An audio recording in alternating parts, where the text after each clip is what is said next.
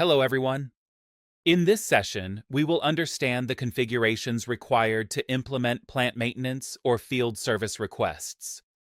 The agenda for this session will be the use case where this field service implementation is applicable for both field service requests and plant maintenance. We will cover both use cases. Then in this session specifically, we will cover the parts of the basic setup, the modules that are required, and the important notes to consider when implementing field. Let's first understand the use case, which is for the field service request or a field service management. The use case for the field service management is when a customer has reported a complaint. In this use case, we are taking an example of a repair industry that is in the service business and provides services to coffee houses for repairing their machines. In this specific use case, a customer or a client of that service industry raised a complaint about a coffee machine that has some problems related to the flow of coffee. The service company then received the request, raised a request in the system, and sent a technician for inspection as well as for troubleshooting or rectification of the problems. Upon reaching the location, the technician found out that he had to add a spare part as well when performing the request. The spare part is a consumable that may be required in order to complete this request. That could be a filter, a SKU, or other specific parts. After completing the task, the technician learned that he had to add another task or another follow-up task also for this request, so the other technician can come and complete this activity. He added the task and reshared the quotation with the customer. That can be achievable from the mobile application. We will see how we can configure this with this set of videos. Then another technician will reach the location the next day or the same day to complete the task with some other spare parts. In this way, they have added multiple spare parts into one field service request. That part is also covered. After doing all the jobs for that particular request, the technician confirms the request with a one-time password that the customer receives on an email or a mobile. Then, after confirmation, the technician raises the invoice to the customer. This is a typical use case for field service management. Another use case where we can use field will be plant maintenance. For example, in this case, we are taking an example of a manufacturing industry where a compressor is being used. This is a single compressor. The industrial compressor is under breakdown. The business user is the one who is using the output of the air compressor, or may be part of the compressor's operations team.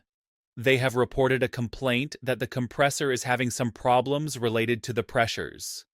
Then the team received a notification and sent a technician for the inspection as well as for the rectification of the problem.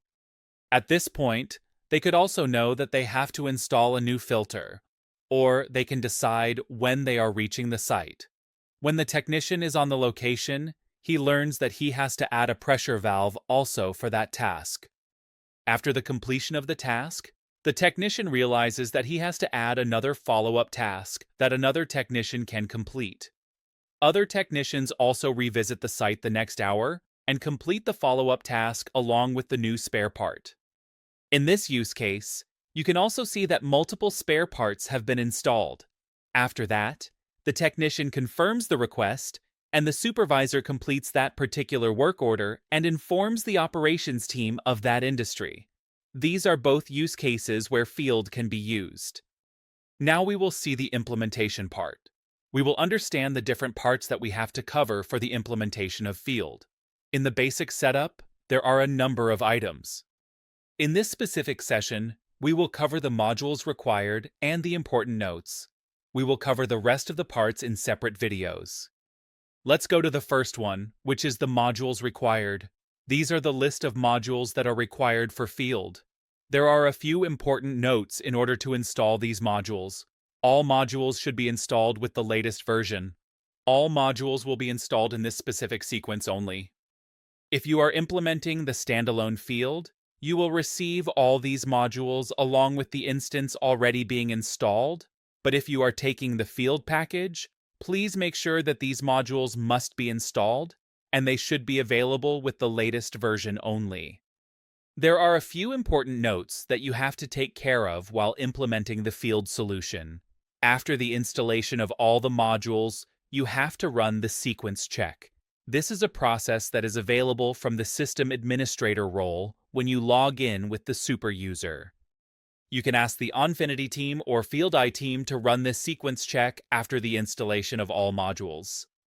Then there is a verification of the web configuration that you have to do on this specific folder, where all the files are posted on your IIS.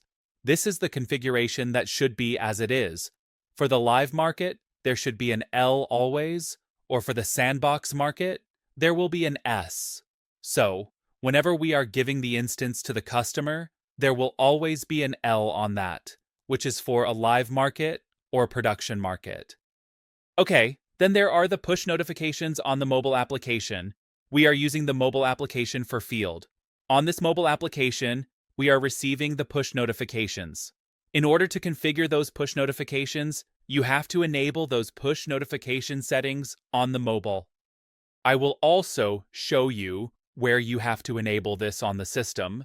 Then the second part. You have to add these notes also in the web config files where you have hosted this particular instance. If you hosted the instance locally, you do not have to worry about it if Field is doing this hosting for you.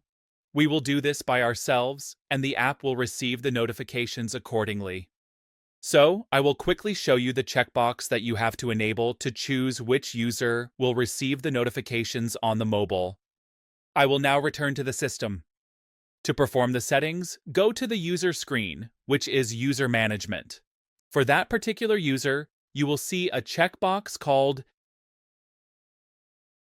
Enable Push Notifications. You have to enable this checkbox if you wish for this user to be notified via push notifications on their mobile application, whether they are using the iOS or Android version. You will receive notifications on both if this setting is enabled. This setting is also available on a different screen, which is called Mobile Support. In this Mobile Support, whatever device is connected, there will be an ID for this device, like this iPhone is connected with this user. Then there is a checkbox again, so this can be enabled from any of these both places, from the user management as well as from the OS port. These are the second important notes that you have to take care of when you are implementing the field setup. Thank you for attending.